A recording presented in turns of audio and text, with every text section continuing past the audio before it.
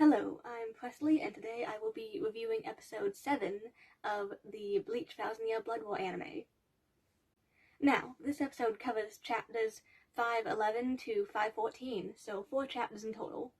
We open up on a scene that's entirely new to the anime, and it's honestly something that I didn't really think we'd get to see in this episode, so it's crazy to actually see it. Which is, we actually get to see the battle between the Quincy's and the original Gotei 13 from 1,000 years ago. Now, honestly, this was just amazing to see. Because in the manga, they were all just silhouettes. You didn't actually get to see them do anything. You just got to see them, sort of. So actually getting to see them, fight is insane. So we see all the different previous captains, they each have a brief scene taking down a few Quincy's. We see Yamamoto walking up to Yhwach, and then from behind Yhwach, we see emerging from underneath a pile of corpses Chojuro Sasakibe when he was younger, and we see Chojuro stab Yhwach through the back. And then we see Yamamoto deal the final strike against him, and it's honestly just unbelievable that we finally have gotten to see how this original fight technically went down between the Quincy's and the Soul Reapers. Then we see the flashback of Kyowaku when he was a child, which shows Yamamoto scolding him for, coming into his room. They talk a bit about the image on the wall. The flashback ends after a bit of them talking, and, then we see the utterly gruesome sight of Yamamoto's body just sliding in half after being cut in half. It's insane to actually see this animated. We have quick glances over to all the captains. We see Kyowaku get distracted, from sensing what's just happened. And we see Robert take advantage of this by shooting Kyowaku a few times. We cut back over to Yhwach and Yugrum, and we see Yamamoto, even though he's already dead, still trying to stop Yhwach by grabbing onto his leg. Of course, Yhwach cuts off the now deceased head captain's arm. Yhwach unleashes a blast of energy to fully just wipe out Yamamoto. We see quick cutaways to the other captains around the Seirete, sensing what he's just done. Of course, then we see the Sternritters opening up these shadowy gateways and bringing in more of their army. It's chaos. There's fire and destruction everywhere around the Seirete. And then we finally see Ichigo break out of the place he's been stuck in this entire time. The first sight he's greeted by being a fairly injured Akon. He falls to the ground. And then, through the opening in the wall, we of course see Shaz Domino. And, of course he starts talking. He states his name, he's about to talk about his powers, But then, Ichigo just takes the guy down. Which is honestly pretty funny. We then see Ichigo sit Akon down near some members of the 4th Division. And then we see Ichigo head off. We see Rukia and Renji laying around injured. Ultimately, we see Ichigo arrive to where Byakuya is.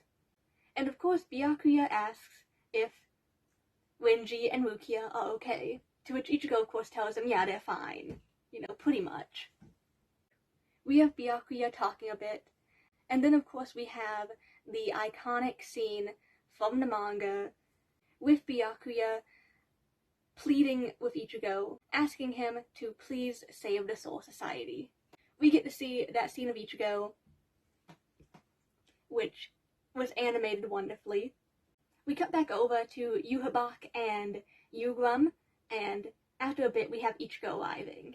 We cut back over to Byakuya. We see him loosen his grip on his Zanpakuto, and we see it fall out of his hands. And as it's falling, we see it slowly start to disappear. And then, of course, we cut back over to Yhwach and Ichigo. A fight breaks out between the two. Of course, I'm not going to go into too many details about the fight because I'm not good at explaining fights. However, it is amazing to see that they've actually extended the Yhwach and Ichigo fight and added a bit more to it. Yhwach tries to stab his sword into Ichigo's neck. When he does, we see the same blue vein-like pattern that appears on the Quincy's, as one of their defensive techniques, appear on Ichigo's neck. And of course, obviously, both Yhwach and Yugrum are taken aback by this. Ichigo and Yhwach continue to clash swords for a bit. Yhwach attempts to slice Ichigo's arm, and we see the blue vein-like pattern appear again on his arm. We have them talking a bit more. Yhwach ultimately does mention that it appears Ichigo, doesn't really know anything about himself. He doesn't even know anything about his own mother. That obviously takes Ichigo by surprise. Before Yhwach is able to, take down Ichigo and drag him back to, where the Senriders are staying, both him and Yugrum realize that, they can't continue to stay there any longer. Their time they had there ran out. And, we see Yhwach thinking, no, that can't be. I should have had more time. And then, of course, he realizes that Sosuke Aizen, of course, did something to mess with his senses while he was down there talking to him, which caused him to stay down there longer than he intended to. We see Yugrum and Yhwach start heading into the shadows. Ichigo, of course, he runs up to them, turns around, and with his sword, breaks Ichigo's Zanpakuto in half.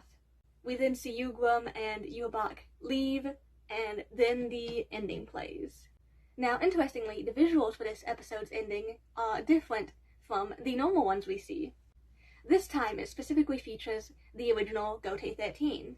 And something I noticed that may or may not be the case, there's no way to really know at the time, is that there might be some rhyme or reason to the order they're being shown in.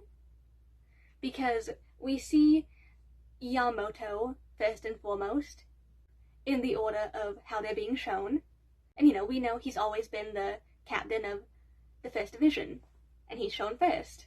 And then, of course, we also see a character who I won't name, because technically, for people who haven't read the manga, it would be a spoiler, so I'm going to not name the character, but I will just state that the character that we know has been confirmed to have been the captain of the 11th Division back then is shown as the 11th person in order, so this very well could be the order of the divisions and their respective captains from back then, which would be very interesting because it would mark a sudden increase in just new information about the original Gote 13, which just a little over a week ago we hardly had any information about. Now, personally, I think that would be really cool if that is the case. Alright, now moving on to my overall thoughts on the episode. I loved all the new scenes featuring the original Gote 13. I thought it was so cool that we get to see Sasakibe help Yamamoto, take down Yhwach in the past. Which, honestly, it's been so amazing to see Sasakibe get all these, new short scenes here and there. I feel like it really adds a bit more to him as a character, which is just amazing. Now, of course, the Ichigo and Yhwach fight being extended was also really good. In my opinion, the stuff they added to it didn't cause it to drag on for too long, but it was also just enough to be really excited for the new small additions they added to the fight here and there. Now, of course, the ending poem. The poem we get at the end of this episode is another new poem from the perspective of who I assume is Kukaku Shiba. At least I assume it's Kukaku based off of the contents of the poem and the bit of what we get to see in the image above it, that as far as I can tell resembles Kukaku the most, Of course, like I say every time, I adore these ending poems. I think they are a wonderful addition. Overall, I think this episode was fantastic. I was just overjoyed watching it, and it was amazing. I think I'm going to end this review here. Thank you for watching. I hope you have a fantastic week, and I'll see you in the next video. Bye!